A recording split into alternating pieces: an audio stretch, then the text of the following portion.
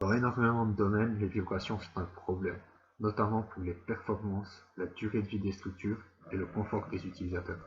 Par exemple dans la Formule 1, les avions, les fusées ou encore dans le génie civil. Les vibrations peuvent apparaître sous l'excitation de phénomènes extérieurs comme des phénomènes naturels ou alors tout simplement de machines tournantes, genre les moteurs. Il existe plusieurs méthodes pour améliorer cette situation, comme augmenter la raideur du système, mais ça peut nuire aux performances, augmenter trop les coûts, voire même être totalement irréalisable.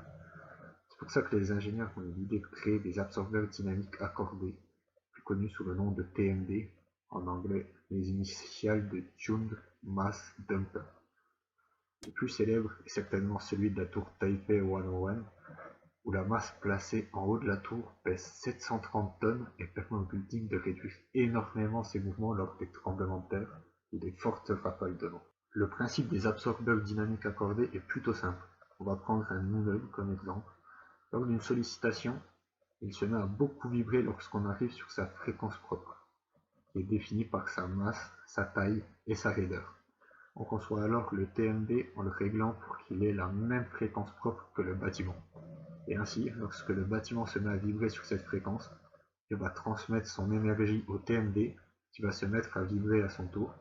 Et lorsqu'il va vouloir rendre l'énergie, la grande partie va se perdre grâce à l'amortissement, qui peut être dû aux frictions ou à des systèmes rajoutés comme des vérins, des amortisseurs, ou même de l'huile par exemple. Ici, on a réalisé un modèle numérique qui représente un immeuble.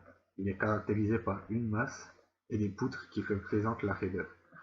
On a trouvé sa fréquence de résonance, puis, grâce à quelques calculs assez simples, on a pu dimensionner l'absorbeur dynamique pour qu'il soit bien accordé au bâtiment. On voit tout de suite que le TMD prend toute l'énergie et qu'il a une grande amplitude de mouvement, contrairement à l'immeuble qui lui ne bouge presque plus. On a aussi réalisé cette expérience sur une maquette, et on retrouve bien que l'absorbeur bouge pas mal, contrairement au bâtiment. On le voit vraiment bien sur ce graphe où, à vide, il y a une grande amplitude de déplacement à la fréquence de résonance, tandis qu'avec l'absorbeur, il n'y a presque plus aucun déplacement. On remarque par contre que deux autres pics sont apparus. Pour régler ce problème, la recherche travaille actuellement sur des absorbeurs multifréquences qui permettraient de garantir une absence de pic sur toute une plage de fréquences. Ce genre de dispositif pourrait être utile, entre autres, sur une aile d'avion, pour éviter ce genre de désagréments.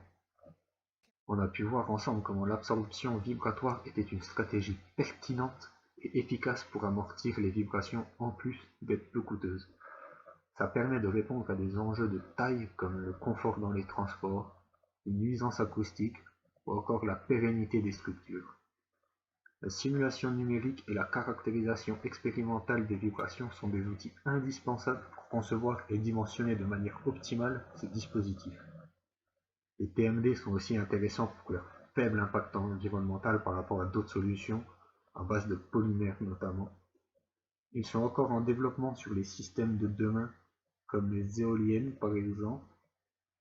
Les recherches actuelles visent à exploiter leurs bénéfices pour accroître leur performance et les miniaturiser pour développer une ingénierie de demain.